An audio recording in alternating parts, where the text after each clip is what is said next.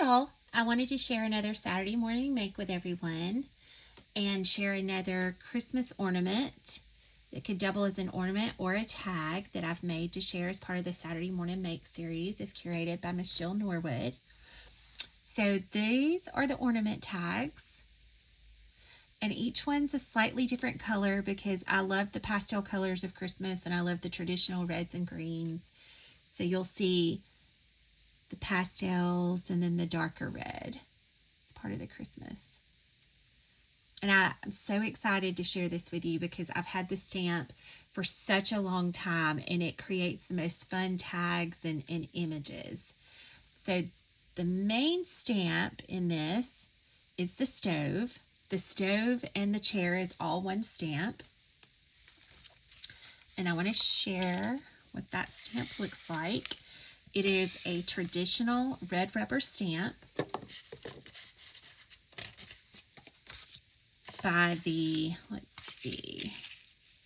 by the Stamp Pad Company. There's the stamp. It's a large one. It's an older stamp. And it has the kitchen scene and it also has the stove. But for this, I just used the stove side. I didn't want the larger scene, and I was going more for the feel of like Mrs. Claus's kitchen is what I had in mind. So that's the stamp. Now, I will share, this stamp has never stamped flat for me. It usually leaves parts out. So this is one of the only stamps that I ever peel off the wood to use it. And I have a stamp platform that I use for this. And I simply put it on there. And then you press your image with this. This always gives me a clearer image than trying to keep it on the wood. And the little foam squishies also help you get even pressure and a good solid crisp line. I'm not one of those people that take the red rubber off of my stamps. I probably should for storage reasons, but I love the traditional look of the wood and the red rubber, and those were how my first stamps that I got as a child came, and I just can't bring myself to permanently undo them, but I certainly appreciate everyone that does. So that is the stamped image. I only inked the stove side. I only inked this side. So when it's stamped, you end with this image. And I used watercolor paper on this. And you can even see that one messed up a little. So this became my practice piece. So then, this is one that I fussy cut out already and started coloring with the Copic marker so I could show y'all. So what you're going to want to do is after you fussy cut it out, just pick whatever fun color you want for Christmas or for your fantasy kitchen, which the funny part, y'all, is I do not cook. I do not like cooking, but I love the idea of all these vintage stoves and ovens and all the vintage refrigerators that I'm seeing in advertisements. I love the glossy, shiny enamel look of all of them and the lines on them, and that's where my inspiration for this came from, because it's how I picture Mrs. Claus's kitchen looking if you visited the North Pole. Is that she would just have one of these old fabulous stoves in some gorgeous pretty color with the little elves around it.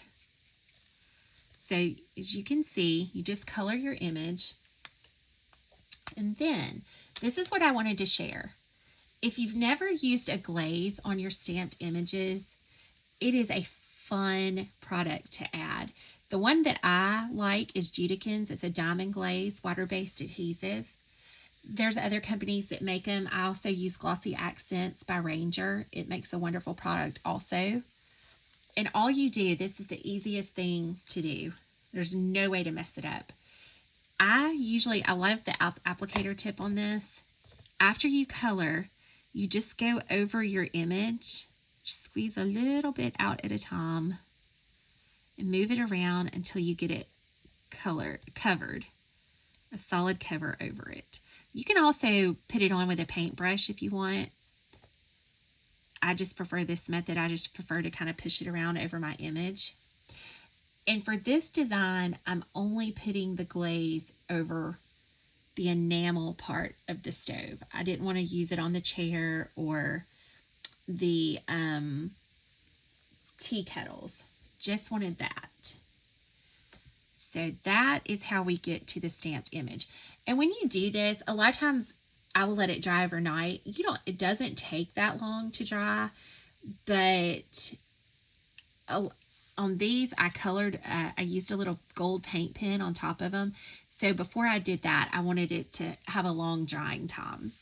So I usually let them dry overnight. So that's the stamped image we're working with. So now I want to share the die cuts that went into this. The first one, I'm going to pull this out, is this set of die cuts right here. I used the larger outer one to cut the craft paper with, and I used the stitched one size in for the colored paper. And it is a die set by Spellbinders, and it's called Fancy Edged Ovals. And it has so many uses, and it just has that old-timey look around it. And this is what it looks like cut on the craft paper. And then these are some of the colors I cut out with the one size in, because I was trying to decide what colored backgrounds I liked. So I just cut several, and you can use whatever color background you want. So those are the two dies that went into the larger image. And then I used this one, which I use a lot. It is the Spellbinders Swallowtail Tags, that's a mouthful, cutting dies. And I cut 2 for each stamp, for each ornament. And I used the medium size one. So I cut a pastel color, several different pastel colors to choose from. And I also cut a creamy one out of the margins of a book page for me to actually stamp the sentiment on. So I wanted 2 on each one just to add a little extra color. And I usually try to run a few extra through in different colors just so I can pick what looks best. So use those. And then I used the Spellbinders Stamp and Die Cutting Set, the Mini Christmas Greetings, and I used the Delivering Warm Hugs because I just pictured a Christmas at kitchen time, at Christmas time, and warmed baked goodies coming out of that kitchen.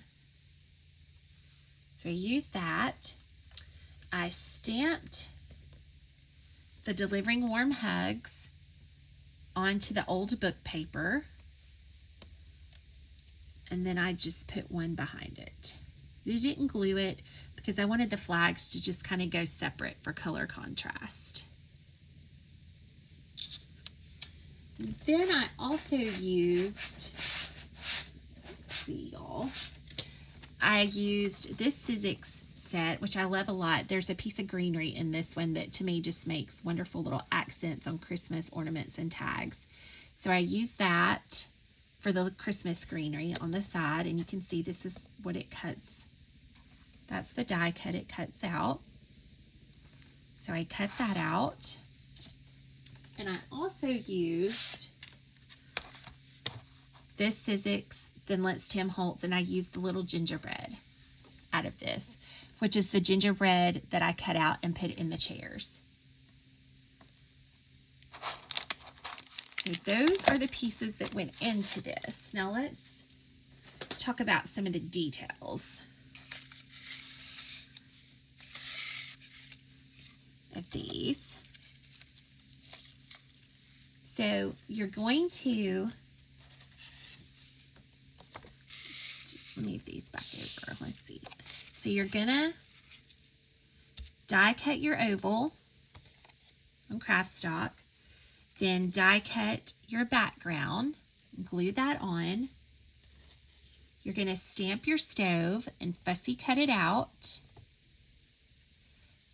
and glue it on, color it, and then you're gonna use your diamond glaze to add the shiny enamel-like appearance to the stove.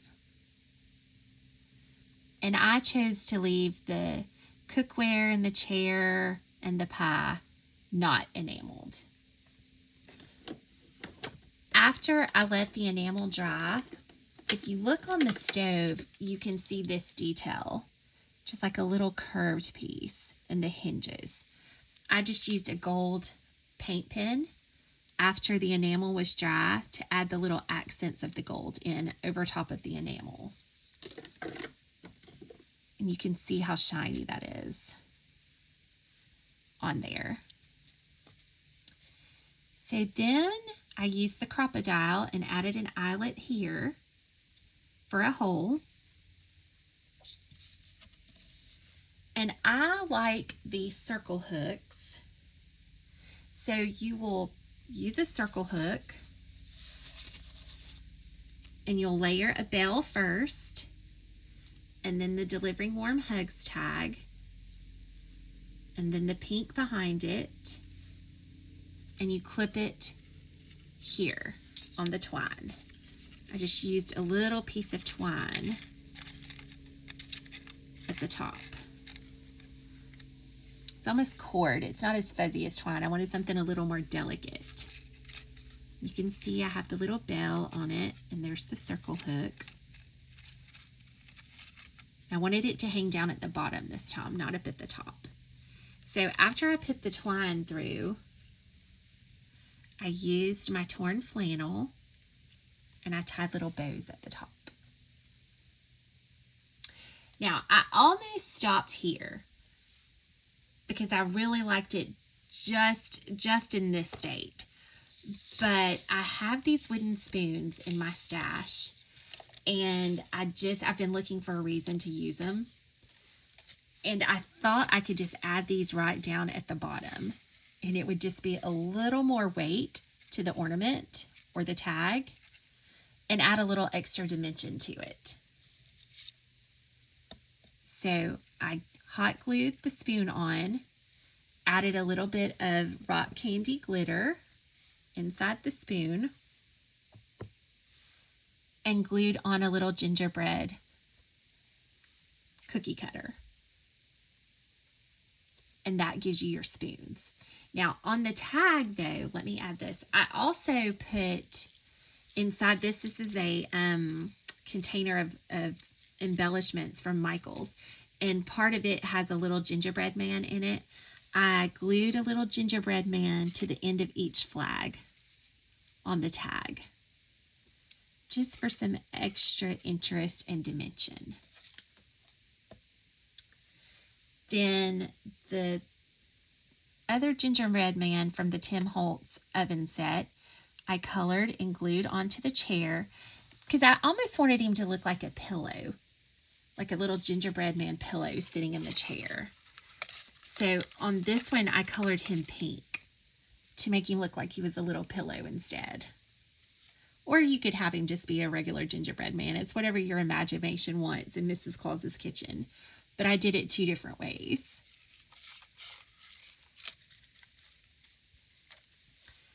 And then after I glued the spoon on, I just used some tacky glue and slid the little piece of greenery down and glued it on.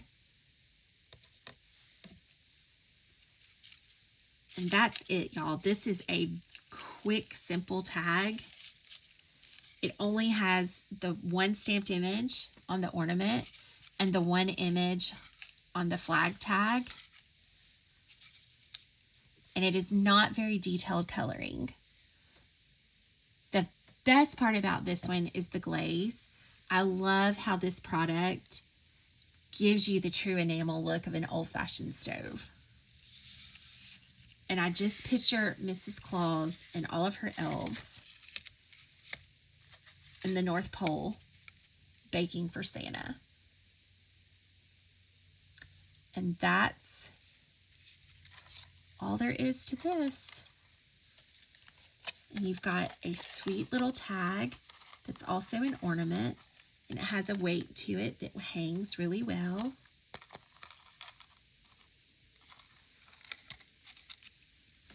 And I hope you enjoyed this. Thank you.